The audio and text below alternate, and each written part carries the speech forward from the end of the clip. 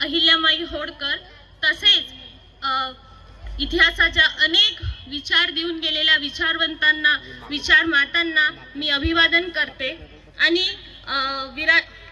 आदरणीय मंचावर विराजमान असलेले अतिथी डॉक्टर अध्यक्ष ह्या कार्यक्रमाचे डॉक्टर प्रवीणजी पडवे तालुका वैद्यकीय अधिकारी तसेच माझे मार्गदर्शक आदर्श माझे गुरु विनायकजी इंगडे सर तसेच दिलीपजी उरकुडे तसेच मंचावर उपस्थित विष्णुजी कोल्हे सभापती नगरपंचायत हिंगणा तसेच पत्रकार बंधू गजानन माटे जयाताई खाडे बेबीताई गजबे आणि आमचे मार्गदर्शक ज्ञानेश्वरजी भोसकर तसेच मंचावर उपस्थित मान्यवर माफ करा नाव नाही येत म्हणून मी सर्व मान्यवरांना आणि समोर बसलेल्या माझ्या शिवरायांना छोट्या छोट्या बालकांना आणि शिवरायांच्या मावड्यांना आणि लहान बालिका तसेच माता बंधू आणि उपस्थित सर्व आपल्या पाल्यांचा जे गुणदर्शन पाहण्यासाठी इथे उपस्थित झाल्या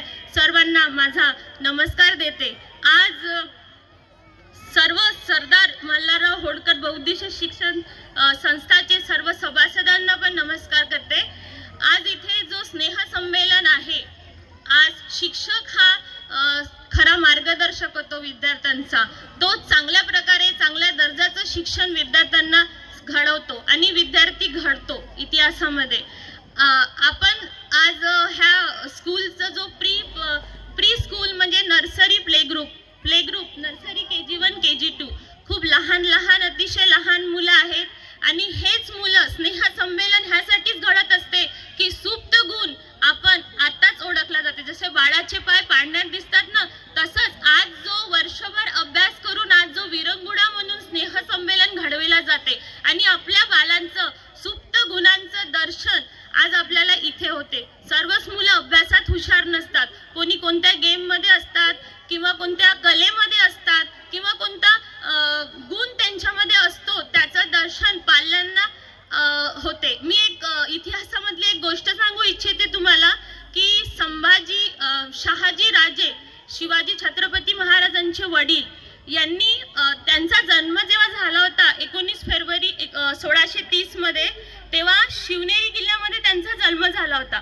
त्यांचा जन्म झाला असता त्यांचा राज्याभिषेक 6 जून 1647 मध्ये झाला, नाही 67 मध्ये झाला, सॉरी। तेव्हा त्यांनी शिवनेरी किल्ल्यामध्ये अभिषेक झाले असताना मोठे मोठे हत्ती बघितले। तेव्हा एक इंग्रज अधिकारी होता, शिवनेरी किल्ला हा खूप बलाढ्य होता, तिथे साधा माणूस सुद्धा जाऊ शकत नव्हता। त्या इंग्रज अधिकाऱ्याला एक प्रश्न सुचला की एवढ्या मोठ्या बलाढ्य शिवनेरी किल्ल्यामध्ये हे मोठे मोठे हत्ती कसे काय गेले असेल?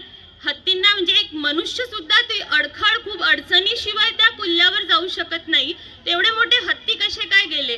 त्याला प्रश्न आला, त्याला त्याचं उत्तर मिळालं की शिवाजी महाराजांचे वडील शहाजी राजे जेव्हा शिवाजी महाराज त्यांचा जन्म झाला होता तेव्हाच त्यांनी ठरवलं होतं की माझा मुलगा हा योद्धा मोठा इतिहास घडवणारा होणार आहे आणि मी त्याचा राज्याभिषेक करताना ह्या बलाढ्य अशा हत्तीवर त्याचा राज्याभिषेकाची मिरवणूक काढणार आहोत, हे त्यांनी तेव्हाच ठरवून ठेवलं होतं। आणि ते छोटे छोटे हत्तीचे पिल्लू त्यांचा जन्म झाला होता शिवरायांचा, तेव्हा शहाजी राजांनी शिवनेरी किल्ल्यामध्ये नेऊन ठेवले होते। आता आपले मुलं तर खूप लहान आहेत ना, त्याची उपाययोजना त्याचं मी म्हणते ना प्री प्लॅनिंग हे आताच आपल्याला आपल्या मुलाचं करावं लागेल, योग्य मार्गदर्शन आपल्या मुलाला द्यावं लागेल, तेव्हाच आपला मुलगा आपला पाल्य घडणार आहे आणि आपल्या मार्गदर्शनाने आपल्या शिक्षणाने आपला मुलगा घडतो।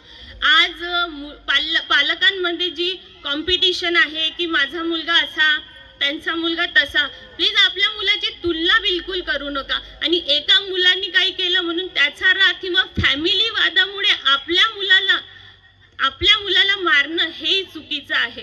त्याच्यामुळे सगळ्या गोष्टीचा विचार करून आपल्या मुलाचं बालपण हिसकावून घेऊ नका। माझं हेच म्हणणं आहे की आजकालचे मुलं खूप चंट आहेत, प्रत्येक गोष्टीचा त्यांच्यावर कुठला ना कुठला परिणाम होत असतात आणि कोणतीही गोष्ट करताना ते लवकर एक्सेप्ट करतात। तर त्यांच्या समोर असं चुकीचं वागून किंवा काही त्यांना शिकण्यासाठी मजबूर करू नका, चांगलेच योगदान द्या. मला आशा आहे तुम्ही चांगलेच पायलट घडवणार आहेत. आणि सर्वांच्या मागे शिक्षकाचा खूप मोठा वाटा असतो. विद्यार्थी घडवण्याच्या मागे माझे शिक्षक इथे उपस्थित आहे, ज्यांनी मला आताही मला ते लहान म्हणूनच बघतात. 5वी पासून शिकवलं होतं मला त्यांनी, इंगळे सरांनी. आता मला ते प्रथमतः भेटले, ते म्हणतात की तू जेव्हा लहान होती ना, मला ते लहानपणच तुझं आठवते. तर शिक्षक हा आपला विद्यार्थी कधीच विसरत नाही.